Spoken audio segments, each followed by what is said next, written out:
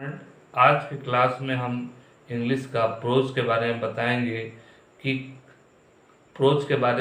कि आप कैसे याद कर सकते हो, क्योंकि हर साल एग्जाम में आता है 10 नंबर का प्रोज और पोएट्री का।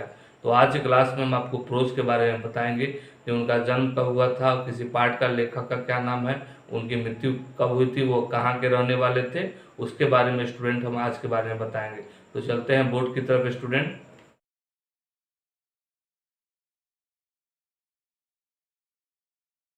स्टूडेंट, अभी तक आपने मेरे यूट्यूब चैनल पर नए हैं तो मेरे अन्य क्लास को सब्सक्राइब करें। और सबसे पहले हम चलते हैं, आज बताते हैं प्रोज के बारे में।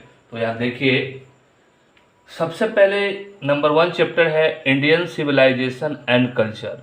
तो इंडियन सिविलाइजेशन कल्चर का मतलब होता है भारतीय संस्कृति और सभ्यता। भारतीय सभ्यता और संस्कृति।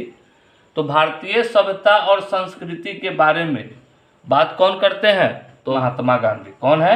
महात्मा गांधी, जिनको हम लोग बापू कहते हैं, राष्ट्रपिता कहते हैं। तो इंडियन सिविलाइजेशन कल्चर के बारे में हमको जानकारी कौन दिए? महात्मा गांधी। भारतीय सभ्यता और संस्कृति के बारे में कौन? महात्मा गांधी, जिनका जन्म हुआ था, डेट ऑफ बर्थ, जिनका जन्म हुआ था 1869 ईस्वी में और डेथ माने मृत्यु हुई थी 1948 ईस्वी में।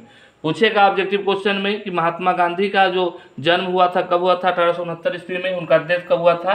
तो 1948 ईस्वी में। अब चलते हैं, सेकेंड है भारत इज माई होम।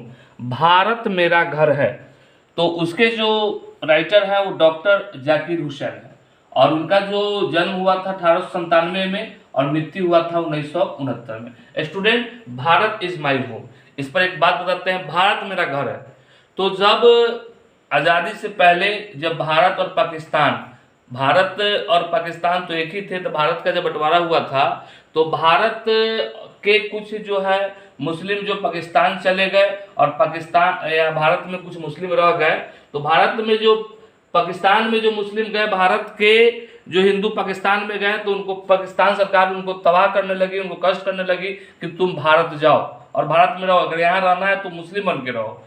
तो अब जो भारत की सरकार थी वो भी उन पर कार्रवाई किया कि नहीं, तुमको यहाँ रहना ही रहना है, तुम जाओ, अब जाकर के पाकिस्तान में रहो। तो पाकिस्तान के जो मुस्लिम थे डॉक्टर जाकिर हुसैन, वो बोले कि नहीं, Bharat is my home, Bharat मेरा क्या है? घर है, इसलिए हमको यही रहने दीजिए। तो वो व्यक्ति जो है, जब बंटवारा हुआ था, वो व्यक्ति के नाम क्या था? डॉक्टर जाकिर हुसैन। उनका जन्म कब हुआ? 1897 में और मृत्यु हुआ था 1969 में। अब चलते हैं स्टूडेंट, ए पिंक ऑफ स्नॉप। इसका मतलब होता है, ए माने एक, पिंक माने चुटकी, एक चुटकी खैनी, एक चुटकी खैनी। तो एक चुटकी खैनी मनोहर माल गोनकर, जैसे ये से मनोहर माल गोनकर। तो ये जो खैनी कहाँ सबसे ज्यादा लोग खाता है? कहाँ पर? गांव में। कहाँ खाता है? गांव में। तो माल से क्या होगा? माल होगा, जी से क्या होगा? गांव। तो माल कहाँ का है? गांव का। इनका जो जन्म हुआ था 1913 में और इनकी मृत्यु हुई थी 2010 में। अब स्टूडेंट चलते हैं, आई हैव ए ड्रीम। आई माने मेरा एक क्या है? सपना है। हर आदमी का सपना होता है, जैसे मेरा एक सपना होता है कि हम IPS अफसर बने, ठीक है ना, एक अच्छा ट्यूटर बने। तो उसी प्रकार जो है आई हैव ए ड्रीम, मेरा एक क्या है? सपना है। तो सपना क्या है? देख लीजिए, मार्टिन लूथर किंग जूनियर, मतलब MAR से मार कर लीजिए, LUT से लूट कर लीजिए, और के किंग मतलब राजा बन जाइए। क्या बन जाइए? मार कर लूट कर क्या बनिए? राजा बनिए। मार कर लूट कर क्या बनिए? राजा बनिए। तो इनका नाम है मार्टिन लूथर किंग जूनियर। तो इनका सपना क्या है? कि मार दीजिए, लूट दीजिए, राजा बन जाइए। ठीक है, इनका यही सपना है। और इनकी जो जन्म हुआ था 1929 ईस्वी में और इनकी मृत्यु हुई थी 1968 ईस्वी में। जब भारत और पाकिस्तान में बंटवारा हुआ था तो उसके बारे में बताया था कि भारत के जो मुस्लिम थे वो पाकिस्तान में चले गए थे, पाकिस्तान सरकार उनको हिंदू बनने पर मजबूर किया था। तो हिंदुस्तान की सरकार भी थी, उन पर दबाव दिले, तो वो डॉक्टर जाकिर हुसैन बोले कि नहीं, Bharat is my home, Bharat मेरा घर है, इसलिए हम यही रहेंगे। तो उनका नाम था डॉक्टर जाकिर हुसैन। अब है ideas that have help kind, के विचार में, सबसे अच्छे विचार में, तो उसके कौन है? Burton Russell. बर्टन रसल 1872 में उनका जन्म हुआ था और 1970 में उनकी मृत्यु हुई थी। तो बर्टन रसल जो है वो कहाँ के थे? तो वो जापान के थे। और ये जो थे, मतलब डॉक्टर जाकिर हुसैन भी कहाँ के थे? भारत के थे।